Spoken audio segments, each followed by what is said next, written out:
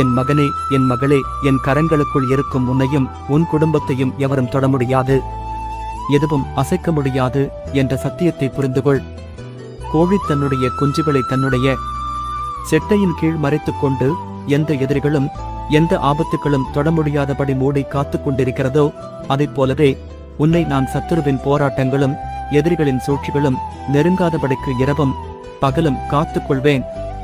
என் செட்டைகளின் நிழலில் ஆரோக்கியமும் என் செட்டைகளின் நிழலில் களிகூறுதலும் என் செட்டைகளின் நிழலில் ஆசீர்வாதமும் என் செட்டைகளின் நிழலில் பாதுகாவலும் உனக்கு நிச்சயம் உண்டு. எனவே பதறாதே, கலங்காதே, தொடர்ந்து முன்னேறு. வேதத்தில் இவ்வாறாக சொல்கிறது, என்னை ஒடுக்குகிற துன்மார்க்கருக்கும் என்னைச் சூழ்ந்து கொள்ளுகிற என் பிராணப்பகைஞருக்கும் மறைவாக உம்முடைய செட்டைகளின் நிழலிலே என்னை காப்பாற்றும். சங்கீதம் அதிகாரம் 17:9. இந்த உலகத்தில் எவ்வளவு பணம், வீடு, சொத்துக்கள் எவ்வளவு இருந்தாலும் அது அவனுக்கு நிம்மதியை கொடுக்காது. ஒரு மனிதனுக்கு சமாதானத்தை தர இயேசு கிறிஸ்து ஒருவரால் மட்டுமே முடியும். தேவனால் மட்டுமே நிலையான சமாதானத்தை கொடுக்க முடியும். உம்முடைய வேதத்தை நேசிக்கிறவர்களுக்கு மிகுந்த சமாதானம் உண்டு, அவர்களுக்கு இடரலில்லை. சங்கீதம் 119 அதிகாரம் 165. சமாதானத்தை உங்களுக்கு வைத்துப் போகிறேன், என்னுடைய சமாதானத்தையே உங்களுக்கு கொடுக்கிறேன், உலகம் கொடுக்கிற பிரகாரம் நான் உங்களுக்கு கொடுக்கிறதில்லை. உங்கள் இருதயம் கலங்காமலும் பயப்படாமலும் இருப்பதாக. யோவான் 14 அதிகாரம் 27. என் மகனே, என் மகளே, இந்த நாள் உங்களுக்கு ஆசீர்வாதமாக இருக்க நான் தரும் வாக்குத்தத்தம் இது. நீங்கள் இப்பொழுது இருக்கிறதைப் பார்க்கிலும் 1000 மடங்கு அதிகமாகும்படி உங்கள் பிதாக்களின் தேவனாகிய கர்த்தர் உங்களுக்குச் சொல்லியபடியே உங்களை ஆசீர்வதிப்பாராக. உபாகமம் அதிகாரம் 1:11. என் பாதையெல்லாம் அந்தகாரம் சூழ்ந்து அடைக்கப்பட்ட சூழலில் இருக்கிறேன் என்று கலங்குகிறாயோ?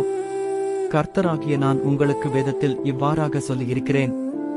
எழும்பி பிரகாசி, உன் ஒளி வந்தது, கர்த்தருடைய மகிமை உன்மேல் உதித்தது. ஏசாயா அதிகாரம் 60:1. நீ இருளில் இருந்தாலும் கர்த்தராகிய நான் உனக்கு வெளிச்சமாயிருக்கிறேன், உன் வாழ்க்கையில் காரிருள் சூழ்ந்தாலும் உன்மேல் கர்த்தராகிய நான் உதிப்பேன். ஆகவே அடைக்கப்பட்ட சூழ்நிலையை பார்த்து புலம்பிக் கொண்டிராமல் விசுவாசத்தோடு எழும்பு. அடைக்கப்பட்ட கதவுகள் எல்லாம் உன் வாழ்வில் திறப்பதை நீ காண்பாய். நீ இழந்த சந்தோஷம் உன் வாழ்வில் திரும்பும். கர்த்தரின் மகிமை உன் வாழ்க்கையில் வெளிப்படும். என் மகனே, என் மகளே, இன்று நான் உங்களுக்கு தரும் வாக்குத்தத்தம் இதோ.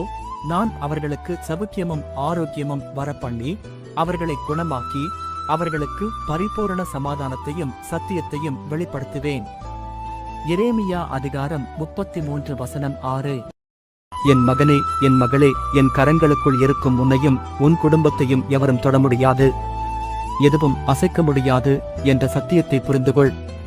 கோழி தன்னுடைய குஞ்சுகளை தன்னுடைய செட்டையின் கீழ் மறைத்துக் கொண்டு எந்த எதிரிகளும் எந்த ஆபத்துகளும் தொட முடியாதபடி மூடி காத்துக் கொண்டிருக்கிறதோ, அதைப் போலவே உன்னை நான் சத்துருவின் போராட்டங்களும் எதிரிகளின் சூழ்ச்சிகளும் நெருங்காதபடிக்கு இரவும் பகலும் காத்துக் கொள்வேன். என் செட்டைகளின் நிழலில் ஆரோக்கியமும் என் செட்டைகளின் நிழலில் களிகூறுதலும் என் செட்டைகளின் நிழலில் ஆசீர்வாதமும் என் செட்டைகளின் நிழலில் பாதுகாவலும் உனக்கு நிச்சயம் உண்டு. எனவே பதறாதே, கலங்காதே, தொடர்ந்து முன்னேறு. வேதத்தில் இவ்வாறாக சொல்கிறது, என்னை ஒடுக்குகிற துன்மார்க்கருக்கும் என்னைச் சூழ்ந்து கொள்ளுகிற என் பிராணப்பகைஞருக்கும் மறைவாக உம்முடைய செட்டைகளின் நிழலிலே என்னை காப்பாற்றும். சங்கீதம் அதிகாரம் 17:9.